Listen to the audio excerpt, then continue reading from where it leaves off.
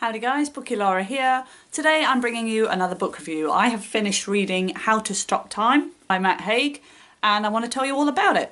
I'm going to be setting a timer on my phone for 1.5 minutes, in which time I will attempt to tell you a summary of the plot and then to tell you my feelings about it. This doesn't always go well because I don't always have the best memory of books that I've read, but I'm going to do the best that I can. So 1 minute 30, go. So this is my mini review of How to Stop Time by Matt Haig. I've read Matt Haig books before and loved them. I really like his style, so I was keen to read more, and that was why I got into this. It basically tells the story of, what does it say? Tom Hazard has a dangerous secret. He's a teacher in a secondary school, but it turns out that he's actually lived for hundreds and hundreds of years. He's got some sort of illness that means that when he reaches puberty, his body doesn't age, he doesn't age in the same way as normal people. So he's lived for a really long time, multiple lifetimes, and all the drama that throws. The story is told through mostly a series of looking at his life now as a history teacher, and also through a series of flashbacks, so you find out more and more about what has happened in his earlier life.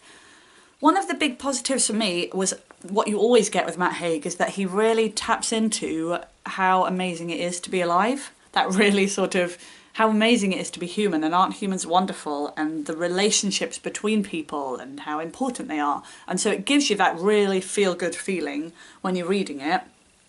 But I'm not going to lie, I didn't really like it. I think that there wasn't enough drive for me, there wasn't enough plot.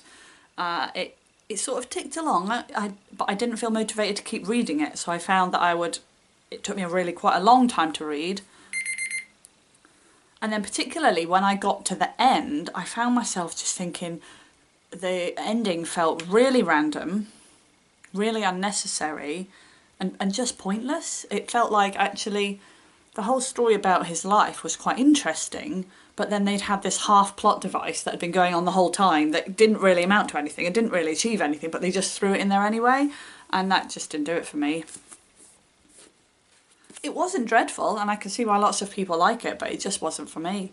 And I think the cover as well, when I saw the cover on Goodreads, it had a much nicer one, that floated my boat a bit more.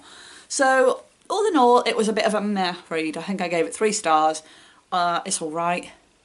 I think I don't enjoy historical fiction in general. I know it's not massively historical fiction, but there's a lot of historical elements to it that just aren't for me, that I don't get a lot out of, and I just like action-packed. That's all there is to it. If you've read it, then let me know. I'm sure lots of you have, and I'm sure lots of you have really positive things to say about it, so I'd be really interested in listening to those. Thanks for watching, guys, and I will see you next time. Bye-bye.